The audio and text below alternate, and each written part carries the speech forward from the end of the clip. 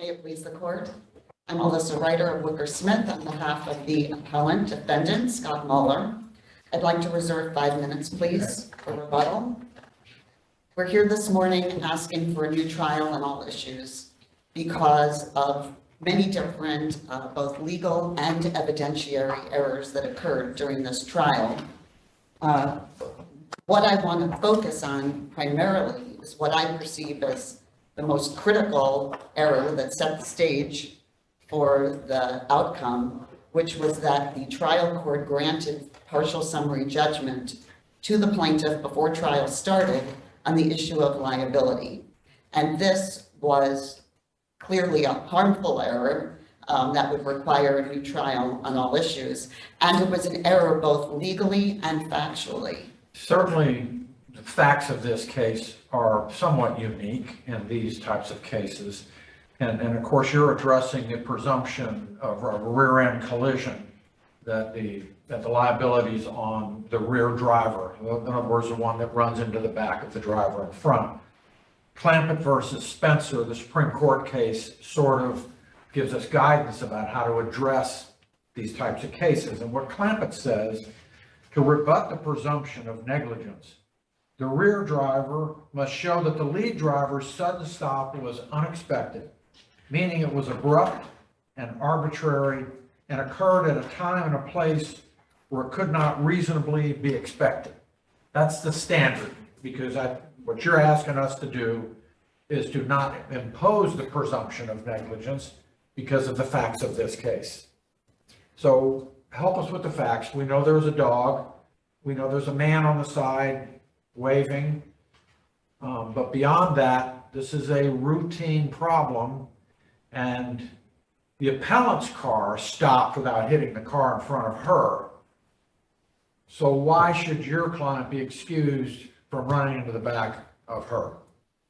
Well, I will answer your question, but I first want to refocus it somewhat because you're saying that Clampett is the standard.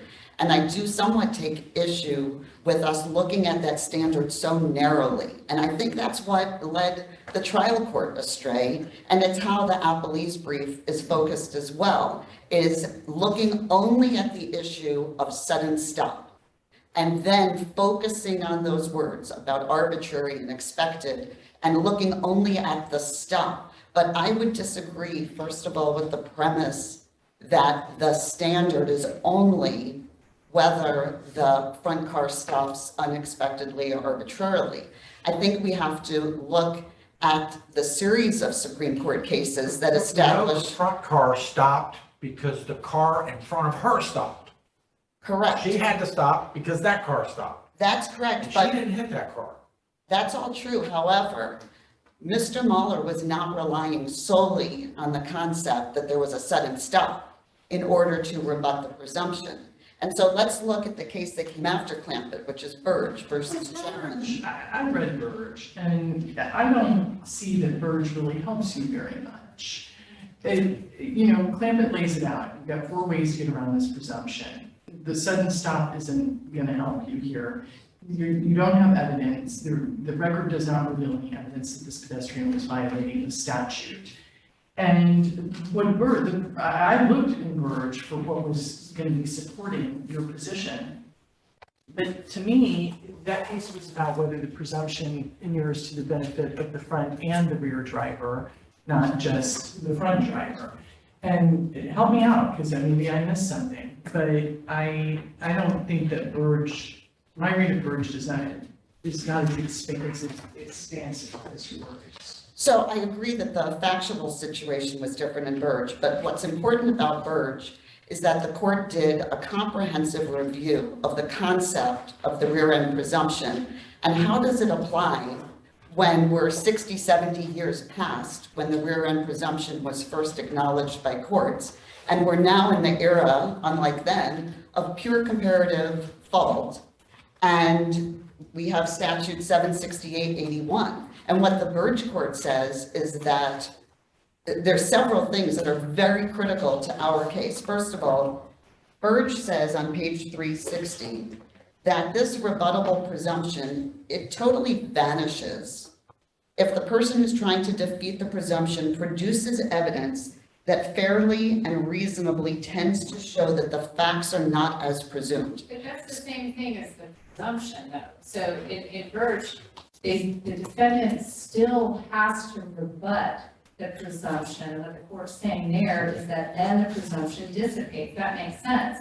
But the problem that we have here is that your client did not rebut the presumption, and that in the explanation of how the accident happened, it was just a mere explanation as opposed to actually legally rebutting that presumption.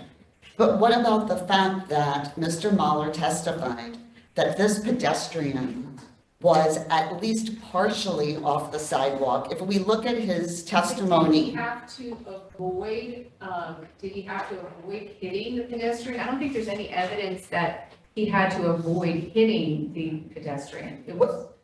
Well, he did say in his deposition that he was in the lane closest to the curb.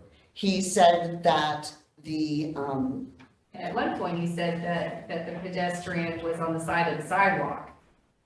but at summary judgment, we have to look at the evidence in the light most favorable to the non-movement, which is This case Mr. is Mahler. governed by the new summary judgment standard. Correct. And So but, if it isn't, and don't we get down to it where, the pedestrian wasn't charged, we really don't know very much about the pedestrian at all, and other than that your client was distracted by him. And distracting moves by pedestrians are one of the things, I think, in the body of law here that doesn't get you out of the presumption. You're expected in an urban driving setting to be able to manage distractions on the side of the roadway, and they aren't going to give you an out on the presumption here. So, but this was not just a distraction, right? Let's look at the evidence in the light most favorable to him. He says on page 284 that I believe I was in the lane closest to the sidewalk. He also says at page 285 of the record, he's asked whether the gentleman was on the sidewalk, and he said he definitely was not in the middle safe spot of the sidewalk. He says he was in the road partially. So your opponent on this line of argument, right, says that essentially your theory is based on a series of, pyramiding, a series of inferences that's impermissible under the summary judgment standard. And I tend to agree with your opponent, so help me understand why I shouldn't. I don't think that we're stacking inferences, because we don't have to take one inference and reach a conclusion and then stack another one on top of it. What we're talking about is whether Mahler produced evidence, which he did, which was his testimony, which the evidence was sufficient to dispel the concept that he was solely at fault for this accident. And what did he testify to? I'm right near the sidewalk. There's a pedestrian who's at least a foot into the road and looks like he's going to run into the road. Mr. Mahler has a duty under the law, under the statutes, to avoid hitting a pedestrian. That's as But clear. he didn't go that far to say that this accident was caused because he was trying to avoid the pedestrian. But all these things happened at once. The pedestrian appears to be darting out in front of him. A dog is running out in the road, and at the same time, everyone around him is braking. What you're doing is filling in the gaps as to what's happening.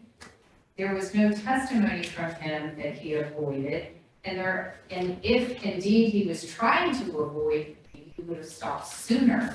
I mean, I think Clampett talks about driving, that accidents are, one of the dangers of driving, and that drivers are charged with the duty to have safe distance. So I think that's what was going on here. He wasn't within safe distance when a sudden stop happened to actually stop safely. And the pedestrian on the side of the road is just one of the reasons he's explaining why he was distracted and not able to see the braking.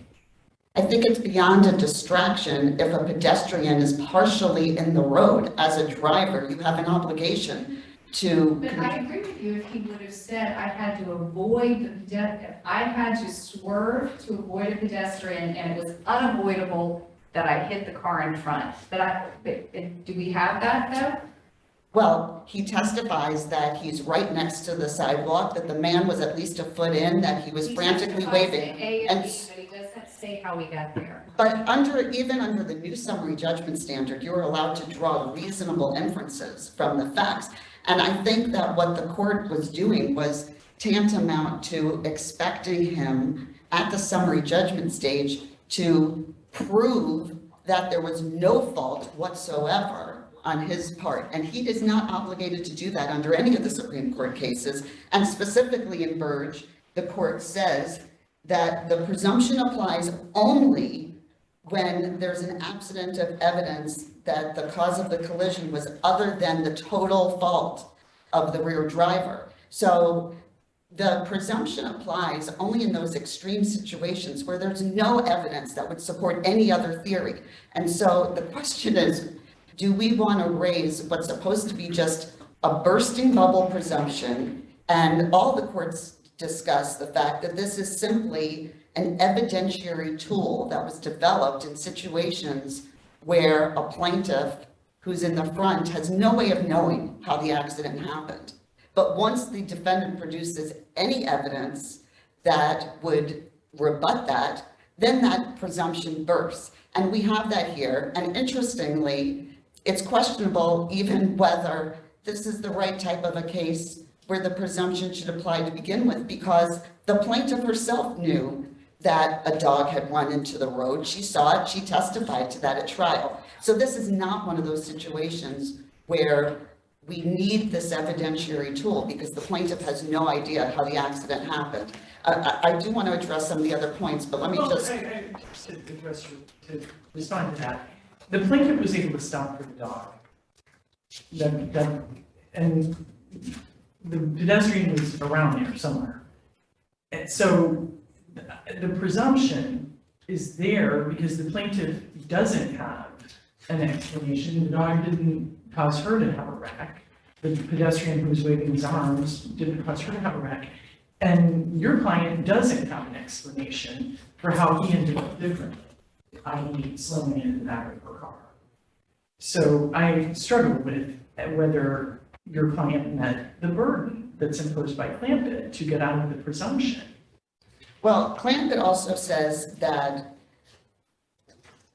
an abrupt stop by itself is insufficient. And again, we have something beyond just an abrupt stop. We have these other circumstances, which, as Judge Morris pointed out, is a rather unique, unusual set of circumstances of these three different things combining at the same time. Clampett also says that the presumptions used to give effect to a certain group of facts, absent further evidence to show otherwise. So again, the fact of a sudden stop, that shouldn't be the sole focus of the court. It's looking at the whole group of facts and has the defendant produce something beyond that that would allow the presumption to burst and for a jury to decide this. We raised a number of other issues, which I'm sure I won't have time to address them all, but I would like to start with the cumulative error issue because there are a number of things that happened that really colored the whole trial. And one of these was the fact that during opening statement, plaintiff's counsel used this 202-page PowerPoint presentation, which was very argumentative. It had a number of things that were inappropriate in an opening statement, such as repeatedly reminding or What about your opponent said this isn't preserved? The trial court invited you, your client, to make a specific objection. He didn't. It was just a general, I don't like it. And this is a discretionary matter for the trial court. So help me understand why he should, conclude that this trial judge did something. A, it's preserved, which is debatable. And B, whether the trial judge did something that no other trial judge in their right mind would do. Well, the judge himself recognized on the record that he had never seen an opening statement like this with a 202-page PowerPoint. But we're in the age of technology and every day is a new day. Right, so I would I say, mean, it's an impressive PowerPoint. But, so, but the issues, the legal issues we're dealing with are, is the objection preserved? Maybe not. And if it is, was this an abuse of discretion? And you're at 15 minutes, so now you're into your rebuttal time, but it's your time. Use it however you want. okay, yes, I believe the objections were preserved for two reasons. Number one, it was a totality of the presentation argument, which we are still making now, which is that something can be objectionable and improper, not because one isolated aspect of it's wrong, but in its totality, it's misleading, it's unduly argumentative. And that was one of the arguments, which we still make today. So clearly that argument was preserved. There also were specific objections during the PowerPoint itself. And during rebuttal, I'll give the court the record page number for that, where we objected during the opening statement to certain specific pages. And then the court essentially just discounted our objection because he said, well, you should have made the objection earlier. But as the court noted, the PowerPoint was so long that the plaintiff wasn't really able to focus on each page. So the pages that did flash up, if we made a specific objection to it, the court should have considered our objection, not just overruled it by saying, well, you didn't object to that specific page earlier. So we preserved the objection that way as well. But I'll get the specific site during rebuttal. You'll have 3.5 minutes when you come back.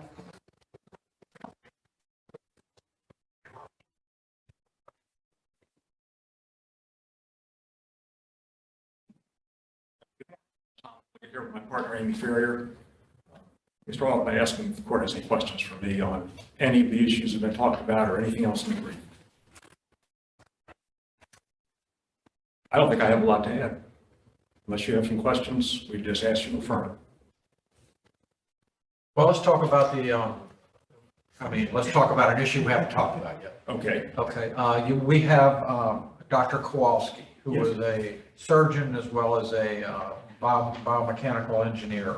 Yes. And he was called to testify, and he testified about the biomechanics in addition to his surgery sort of background and his analysis of this situation. And as you know, was objected to that they were surprised by his biomechanical testimony and that he shouldn't have been allowed to testify. Why don't you sort of explain to us why, in your view, that's not an issue? It is my view that it is not an issue. You are correct. And again, we are under the abuse of discretion standard, which I don't think we have to get to because there is no error. First off, to set the stage, the plaintiff told the defendant expressly that his treaters would give opinions including causation. In the plaintiff's witness list, November 2021, well before the trial, well before Dr. Kowalski's deposition, page 2186 of the record says, plaintiff's current and previous treating and examining physicians, skipping some, will be called as witnesses on issues including but not limited to diagnosis, permanency, causation of injury. Say their opinions will be based on a complete review of all plaintiff's medical records. Dealing with sort of the other part of it. So at trial, in his deposition, he is then deposed before the trial. In his deposition, the defense asked Kowalski about possible surgery, asked him about restrictions, and then just kind of stops. Says, hope you and the family are doing well. The plaintiff on cross asks Dr. Kowalski, biomechanics are a piece of the causation puzzle, right? This is at 3821. And he says, you used your training in biomechanics to arrive at a causation opinion, right? He says, yes. When you look, you will see there is no redirect. So, the reply brief said, oh, there's new conclusions about causation. No, there are conclusions the defendant never asked about. We have here a 30-year experienced defense attorney who doesn't ask about causation when he's been prompted. He doesn't ask, doctor, have you given me all the opinions? So to claim there's some surprise is simply because What they didn't about ask the your question. opponent's bolstering argument with regard to the materials that Dr. Kowalski mentioned during his trial testimony? I think the bolstering goes to Freeman. I'm sorry, you are entirely correct. Okay. And what I would say is, Why don't we just talk about that for a minute? sure, Your Honor. First off, I think we have to, again, put this in perspective. Friedman was a rebuttal witness to Rensler. That's how his name's pronounced, I don't know. They both talked about forces, amounts of forces, and neither one of them talked about the plaintiff. Neither one of them testified about the plaintiff's injury. When I'm looking at this, I'm wondering why it's even in the trial at all. I mean, you're going to bring in somebody to say, look at all these statistics, and this person should be heard or this person shouldn't be heard. That to me sounds really, I mean, nobody objected to it, so it came in. But I would wonder if a judge would how relevant is this so-called biomechanical stuff? So anyway, put that out there. Since nobody's talking about the plaintiff, I think it's pretty tangential and unimportant. But anyway, since the defense wanted to do it with Rensler, then the plaintiff put Freeman on. They both used statistics, as we have pointed out in the brief. Now, what's interesting, and the defense does object before Freeman's going to testify and says, oh, it's going to be bolstering. I'm looking at my notes, and I know there was a bolstering argument with Freeman, but if I'm not mistaken, your opponent has also argued that Kowalski bolstered his testimony by pointing to other treaters' opinions and stating that his opinions were supported by a basic text of neurosurgery residency. And I think that your opponent relies on a couple of cases, Ringgold and Gutierrez, for the proposition that those were unfair game for your witness. He's testifying as an expert as well as a treater. He saw her once, and he also testified, and that was clear. I mean, the trial disclosure we looked at a moment ago says they're going to testify about all these things.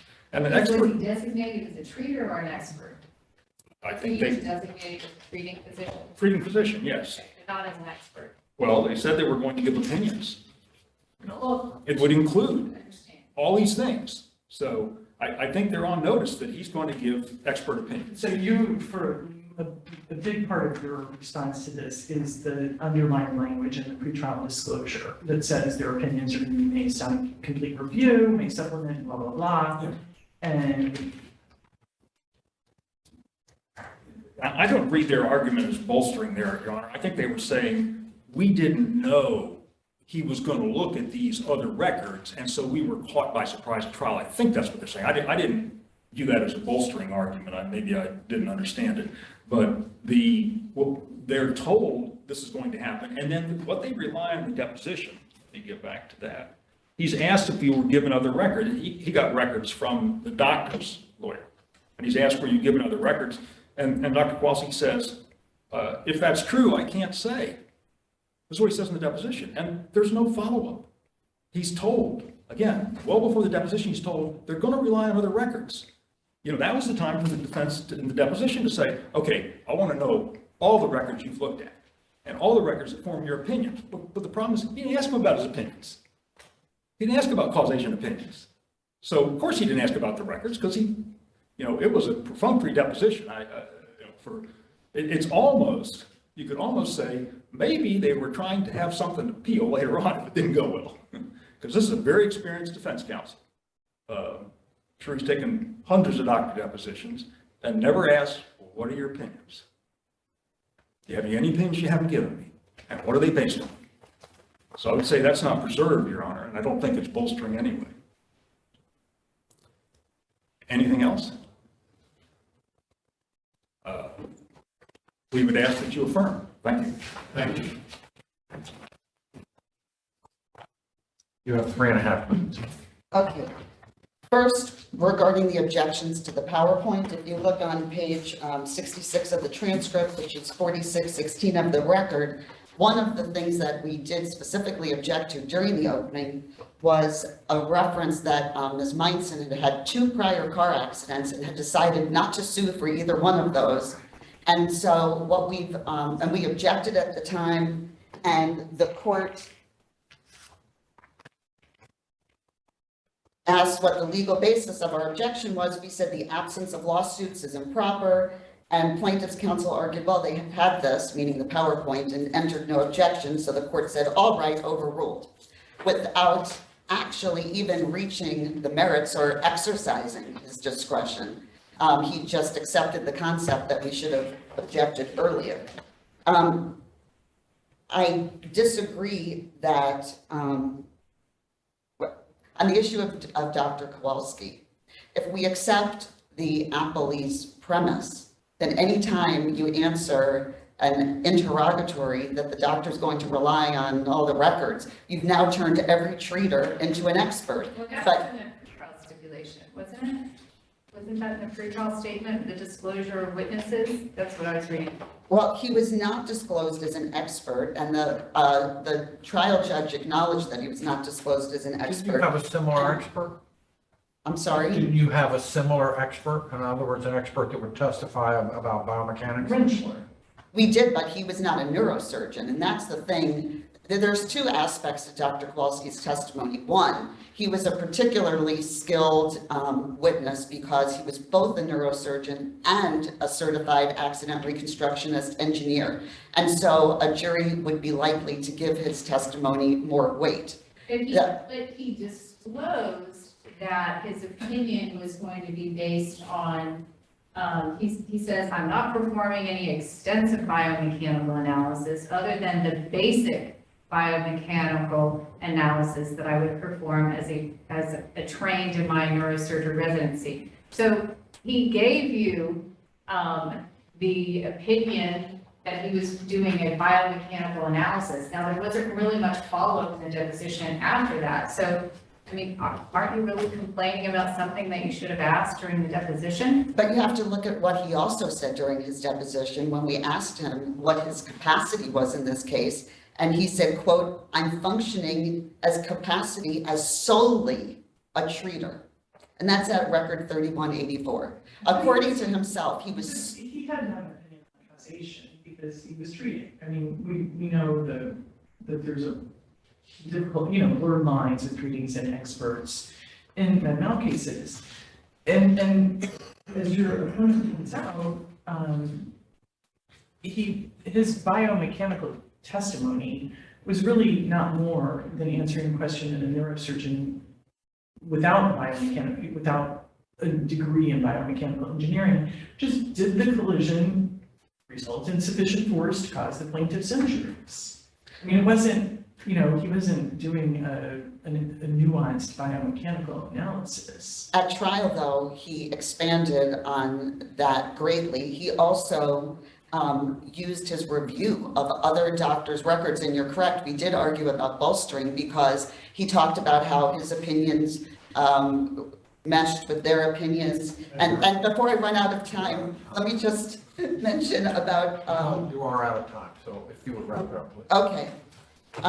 Well, we'll have to rely on our briefs for the remainder of the arguments, and we ask that you please reverse all judgments that were entered in this case and remand for a new trial on all issues. Thank you. Thank you. And your briefs were well written, both of you, so you should have no worry about relying on your briefs for the balance of it, and we appreciate your arguments.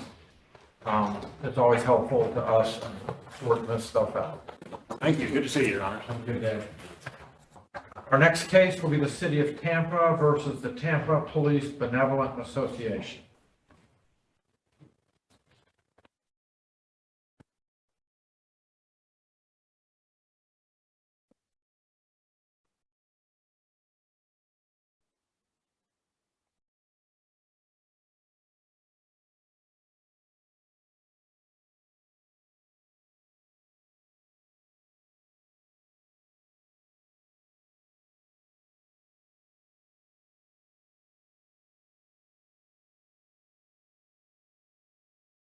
Ready.